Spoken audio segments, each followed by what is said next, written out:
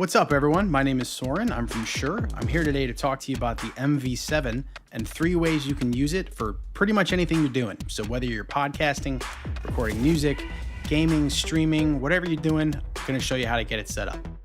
Give you a tour of the app and the microphone features. Let's dive in.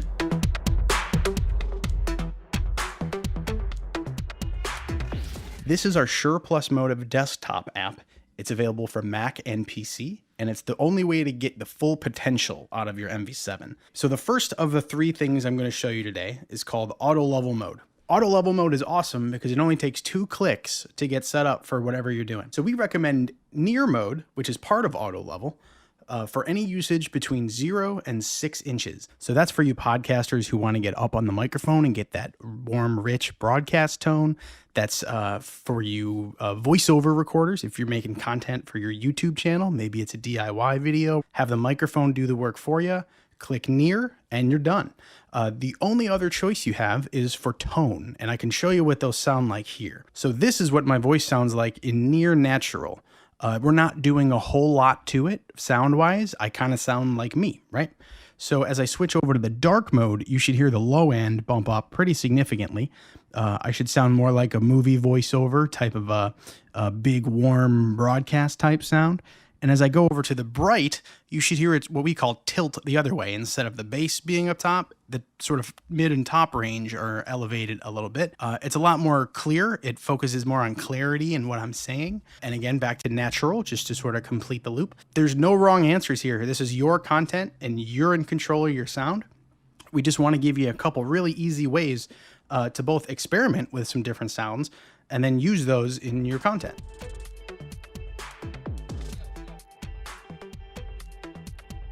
Okay, the second way to use our MV7 is in far mode. Still in auto level, but it's far.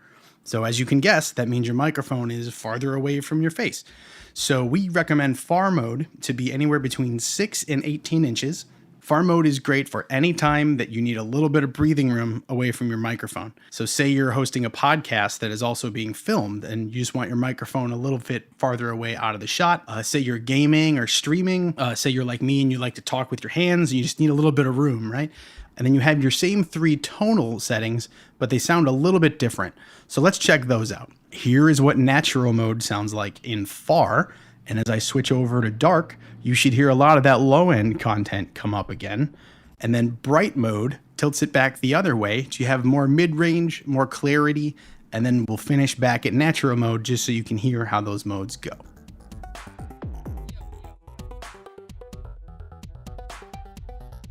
So the third and final way to use your MV7 is called manual mode. Unlike auto level mode, there's a lot more controls here because this is for those of you who either have a little bit more experience, you know what you're doing, or you're looking for something really specific, or you don't want any of the automatic stuff that happens with auto level mode because you're going to edit it yourself later. I'll show you a couple different settings that manual mode can offer. Microphone gain is definitely the most important. This is also kind of known as mic volume. This is how much signal comes from your microphone into your recording. Whatever software you're recording into, make sure you're getting a nice strong level on your meter. And the way you do that is by changing this microphone gain slider right here, right? So as I talk louder, I'll want less gain. If I talk quiet, I want more gain to compensate for that. So there's not a fixed setting for gain that will vary pretty much every time you do a recording. Monitor mix is if you're using the headphone jack on the back of the MV7, monitor mix controls what you hear, and you can blend between 2 things. The side called microphone is your microphone. One great feature about the MV7 is its real-time headphone output. So if I talk into it, I hear exactly what my audience or my recording is hearing in real time without any latency or delay. The other side is called playback, and that's what's coming back from my computer. So say I'm doing a vocal overdub. I recorded an acoustic guitar and now I want to sing over it. This control will let me hear how much of my acoustic guitar track I hear versus my microphone when I sing over it.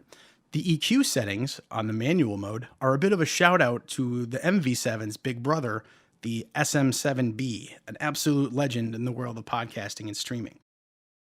The SM7B has a couple of switches on the back. They look just like this, and let me show you what they do. Flat mode is a straight line, meaning we're not changing the EQ at all. There is no processing happening at all. High pass is also known as a low roll off. That can be like your heater or air conditioner. That can be traffic in the distance. That can be all sorts of low rumbly stuff. You usually don't need it and you don't want it. So this is a really quick, easy way to just get rid of it. The presence boost is kind of like our bright settings in auto level mode. It's all about intelligibility. It's all about clarity. It grabs some of that mid-range and just pulls it forward. And then, of course, we have high pass and presence boost. So this is if you like that added clarity and you don't want any of that super low rumbly stuff in your recording. Just use them both. And then back to flat mode so you can hear the differences there. The limiter at the bottom is a simple on-off control. When you put it on, you won't hear any difference unless you get very close to clipping or distorting. Then the limiter kicks on and it'll help control that level, preventing a clip or some distortion. All the way at the bottom is a compressor. What a compressor does is takes your dynamic range, which is the difference between your loudest signal and your quietest signal, and compresses it to a couple different degrees here. This is what the MV7 sounds like with no compression. When I switch the light compressor on, you'll get a little bit of squeeze and start heading that direction, but it's fairly subtle. In medium, you can really start to hear it and feel it more, right? It kind of gets more towards in your face, a little bit more compressed, a little denser, so to speak.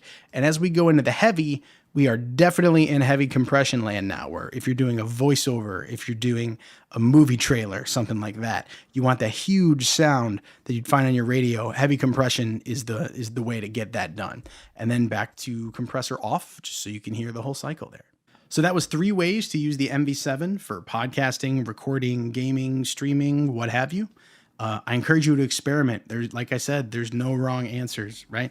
Whether it's auto level near, far, or manual mode, one of those 3 things can get you quickly dialed in so you can focus on your content and not tweaking your microphone.